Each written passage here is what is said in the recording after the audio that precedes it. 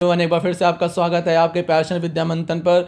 आज हम अपनी यूजीसी नेट पेपर 1 रीजनिंग की सीरीज़ को कंटिन्यू करते हुए आगे के इंपॉर्टेंट क्वेश्चंस को करने वाले हैं। तो आज की जो हमारी वीडियो है वो लास्ट वीडियो की तरह खास होने वाली है, क्योंकि आज हम करेंगे important questions marathon of June 2023।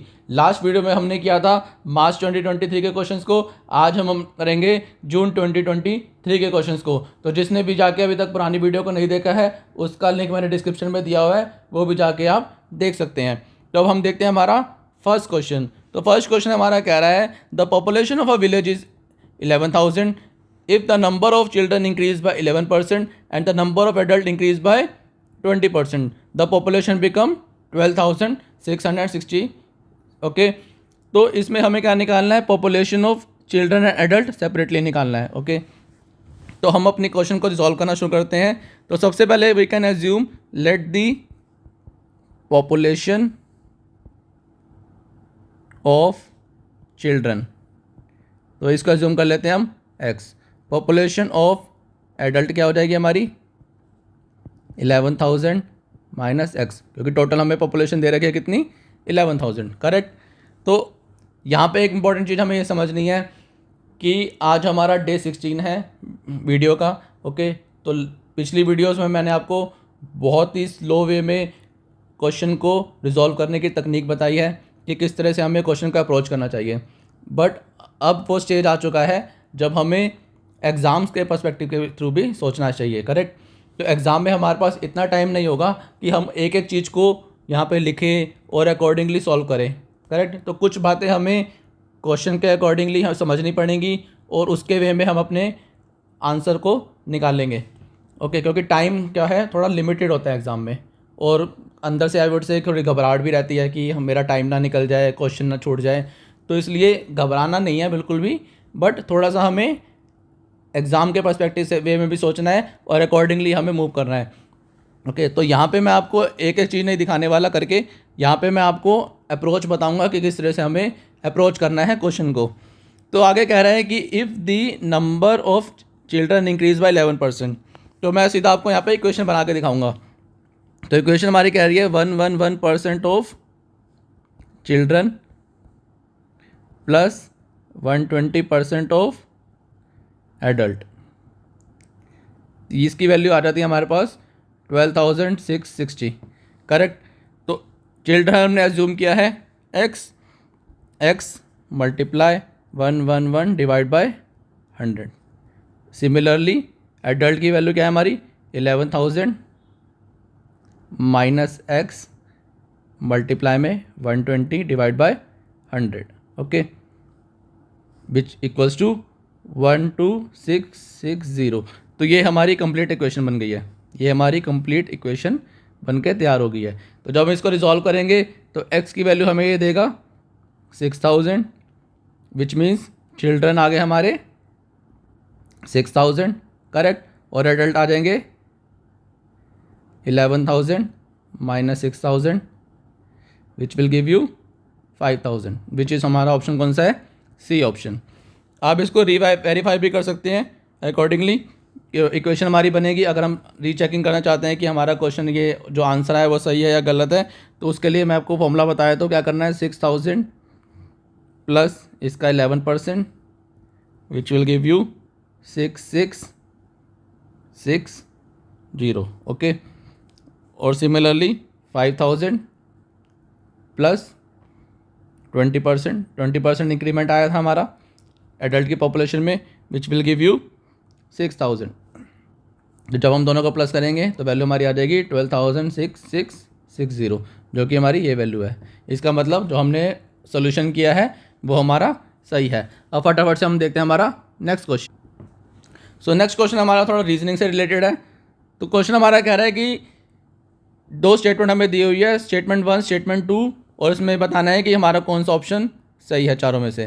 तो स्टेटमेंट 1 कह रहा है कि university of Punjab at Lahore and university of Allahabad were establish during colonial rule in India.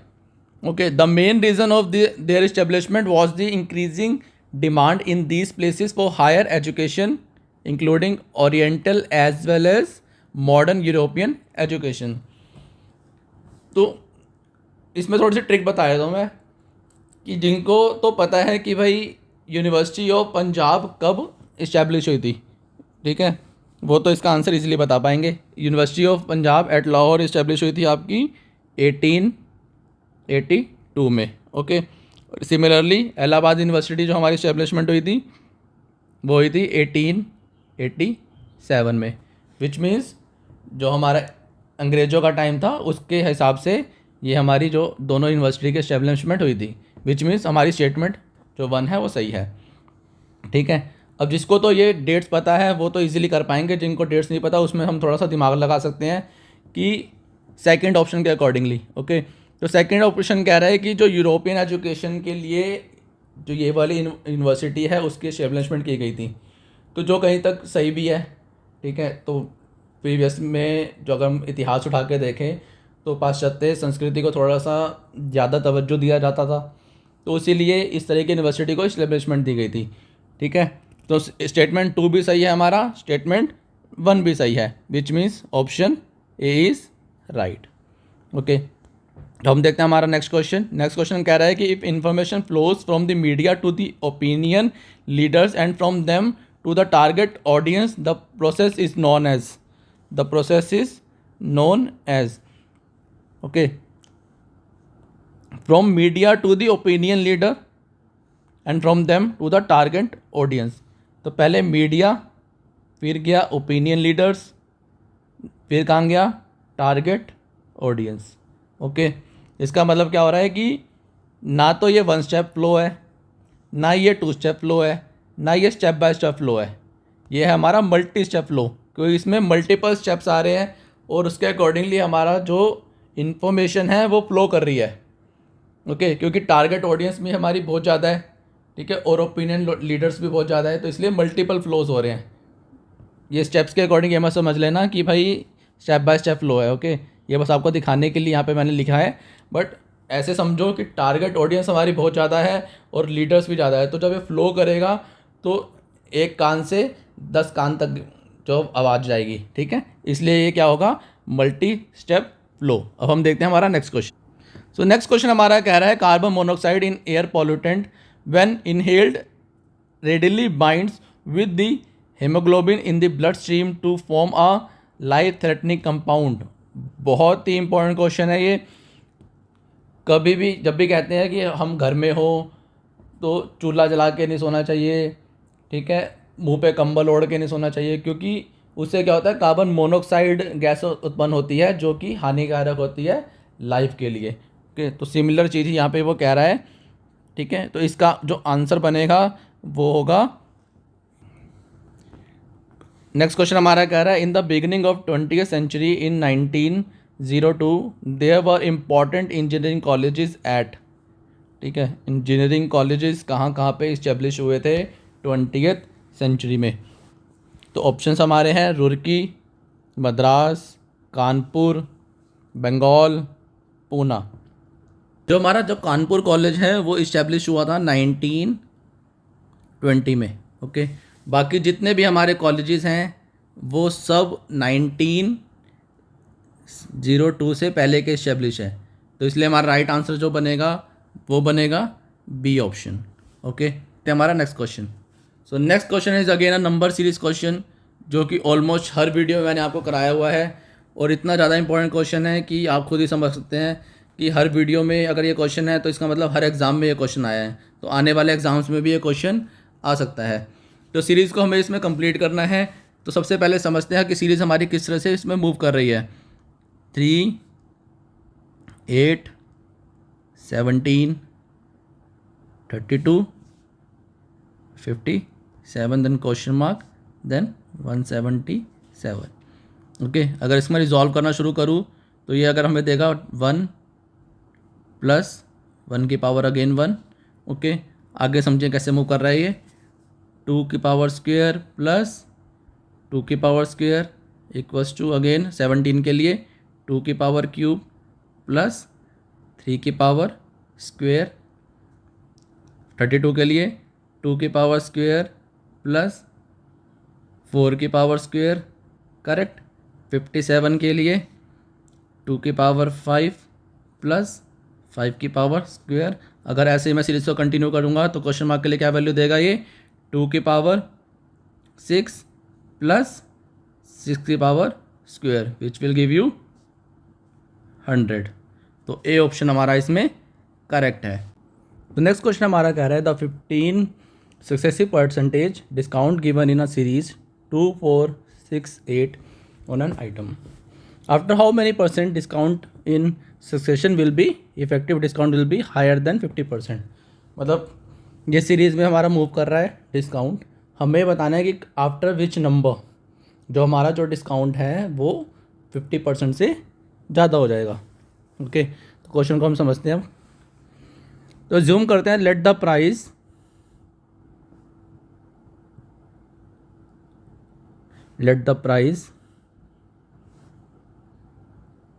Is 100। Okay, तो सबसे पहले मैंने इसको दिया 2% डिस्काउंट, 2% डिस्काउंट। तो इसमें मैं क्या करूँगा, 100 minus 2% which will give you 98, correct. अब मैं करता हूँ 4% discount which will give you 98 minus 4% equals to 94.08। अब मैं इसको देता हूँ 6% डिस्काउंट, तो सिमिलरली 94.08 माइनस का 6% जो मेरा डिस्काउंट आया, करेक्ट, जो वैल्यू देगा आपको 88.48। देन 8% डिस्काउंट, 88.44 माइनस 8%, जो वैल्यू आपको देगा 81.36। ओके, ऐसे जब हम इसको डिस्काउंट देना शुरू करेंगे तो वैल्यू आपकी कहाँ तक जाएगी, 16% डिस्काउंट पे, ठीक है, 16% डिस्काउंट, जो वैल्यू आपको देगा 55.41 minus 16% which will give you 46.54। तो आप यहाँ देख सकते हैं कि जो वैल्यू है हमारी, अगर किसी चीज़ का प्राइस 100 रुपये था तो जब हमने उसको 16% का डिस्काउंट दिया तो उसकी वैल्यू जो है वो 50 रुपये से कम हो गई, मतलब उसको 50% जो डिस्काउंट था उससे ज़्यादा मिल गया। तो यहाँ से हम वैल्यू काउंट करना शुरू करेंगे, 1, 2, 3, 4, देन 10%, देन 12%, करेक्ट, देन 14%। तो 1, 2, 3, 4, 5, 6, 7, 8। तो 8th प्लेस पे हमारा वैल्यू क्या आ रहा है, जो डिस्काउंट जो है हमारा वो 50% से ज़्यादा हो गया। यही हमारा क्वेश्चन कह रहा था कि हमें वो वैल्यू निकालनी है जहाँ पे हमारा जो डिस्काउंट है वो 50% से ज़्यादा हो जाए। ओके, अब हम देखते हैं हमारा नेक्स्ट। तो नेक्स्ट क्वेश्चन हमारा कह रहा है the sound is eternal because it is produced refers to which of the following हिट व बसा। ओके, तो इसका आंसर जो है हमारा वो है हमारा ऑप्शन सी। बट हमें जितने भी हमारे ऑप्शंस हैं उसके बारे में हमें पता होना चाहिए ताकि इससे रिलेटेड हमारा जब एग्ज़ाम में क्वेश्चन आए तो हमें उसके बारे में पता हो। तो एक एक करके मैं सबके बारे में आपको बता देता हूँ, आप जो है इसको नोट डाउन कर सकते हैं। तो सबसे पहले बात करते हैं सबवे बिचारा के बारे में। ओके, ये क्या कहता है कि this is the policy of irregular middle term, irregular middle term. Okay, irregular middle term. अब हम बात करते हैं विरुद्धा के बारे में। विरुद्धा क्या कहता है, this is policy when two contradictory statement are there, for example sounded eternal because it is produced, sounded eternal when it is produced. Okay, अब हम बात करते हैं हमारा असीधा के बारे में। When the middle term is unproved, okay, when the middle term is unproved, for example gulab jamun is sweet because it has jamun, okay, which is a fruit. Okay, तो लास्ट है हमारा बधिता। बधिता क्या कहता है, when the middle term is getting completed by another strong source of knowledge, by another strong source of knowledge. Okay, अब हम देखते हैं हमारा नेक्स्ट क्वेश्चन। नेक्स्ट क्वेश्चन हमारा कह रहा है which of the following are true in the case of audience for analog media. किसके बारे में हमें बताना है, एनालॉग मीडिया के बारे में। तो ऑप्शंस हमारे हैं, A personally addressable, B active campaigner, C large, D heterogeneous या ई एनोमस। तो सबसे पहले हमें ये समझना पड़ेगा कि एनालॉग मीडिया हमारी होती कौन सी है। तो analog media is basically a mass level, okay, with it can have text, photographs and other media option, okay. This is traditional media unlike digital media. तो डिजिटल मीडिया के जैसा ही कुछ है हमारा एनालॉग मीडिया भी, ओके। इसमें क्या है, हमारा लार्ज ऑडियंस है, मास लेवल इसमें प्रोडक्शन है, फोटोग्राफ्स भी है, टेक्स्ट भी है, ओके, एंड एक्टिव कंपेनर भी है। तो इससे रिलेटेड हमारे कौन कौन से हो गए, मैंने आपको बताया भी, एक्टिव कंपेनर्स भी हैं ये, करेक्ट, लार्ज भी है और एड्रेसेबल भी है, ठीक है। तो इससे रिलेटेड हमारे क्वेश्चंस ऑप्शंस बने personally addressable, large and active campaigner, जो कि हमारा ऑप्शन ए। तो A is the right answer. अब हम देखते हैं हमारा नेक्स्ट। तो नेक्स्ट क्वेश्चन हमारा कह रहा है, if in a certain code generalization is written as this, how the word ऑरिगेनोज be written in that code. तो जनरलाइजेशन की कुछ जो हमारा टर्म है उसके कुछ कोड लिखे हुए हैं, उसके बेसिस में हमें इसका कोड निकालना है। तो सबसे पहले हम हमारी जनरलाइजेशन टर्म को लिख लेते हैं, G E 6 E again 2 R 7 A 1 L 3 I 4 Z 8, correct, then N की वैल्यू हमें दी है 6। तो इसीलिए अब अकॉर्डिंगली हम क्या करते हैं, हमारी जो नेक्स्ट टर्म है उसको यहाँ राइट कर लेते हैं। ओ की वैल्यू हमें क्या दी है 0, आर की वैल्यू क्या दी है 7, ई की वैल्यू क्या दी है 2, करेक्ट। यहाँ से आप वैल्यू को चेक कर सकते हैं, ठीक है। यहाँ से जो हमारी ऑप्शंस हैं वहाँ से हमारी आप वैल्यू को चेक कर सकते हैं कि कौन कौन सी हमें वैल्यू यहाँ पे दे रखी है। तो जी की वैल्यू हमारी क्या हो गई 5, ए की वैल्यू क्या दी है हमें 1, ये देखिए ए की वैल्यू क्या दे रखी है 1, करेक्ट। एन की वैल्यू क्या है हमारे पास 6 और ओ की वैल्यू है अगेन 0, एस की वैल्यू है 8, जो कि हमारा ऑप्शन क्या बन रहा है 0 7 2 5 1 6 0 8। तो B is the right answer. अब हम देखते हैं हमारा next question. So next question में हमारा कह रहा है कि salary of a person decrease by 10% every year and his bonus increase by 24%। तो एक बंदे की सैलरी है जो कि डिक्रीज़ कर रही है 10% और उसको बोनस मिल जाता है 24% का, ओके। तो अगर उसकी सैलरी जो थी वो 2020 में 8000 थी एंड उसका जो बोनस था वो 2500 था, तो हमें क्या करना है, मार्च में निकालना है कि उसकी सैलरी में इंक्रीमेंट आया या डिक्रीमेंट आया, ओके। तो इसको हम सॉल्व करना शुरू करते हैं।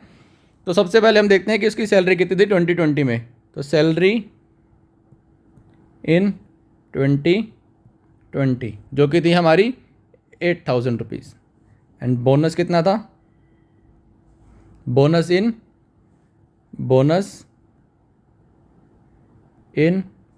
2020 कितना था हमारे पास बोनस उसका 2500।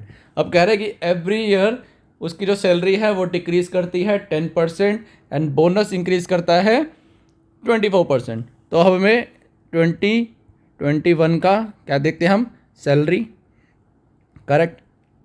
तो सैलरी में जो है वो डिक्रीमेंट आया है 10% का, -10%, विच will give you 800 8000 minus 800 which will give you 7200, okay.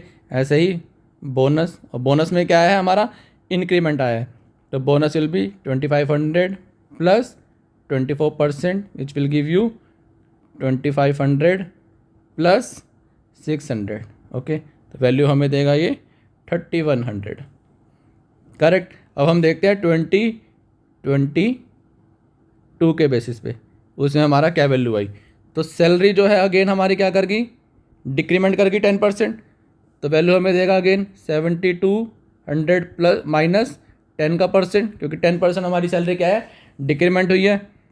7200 minus 720 which will give you 6480, okay 6480। और बोनस हमारा क्या हुआ है इंक्रीमेंट हुआ है, कितना 24% का।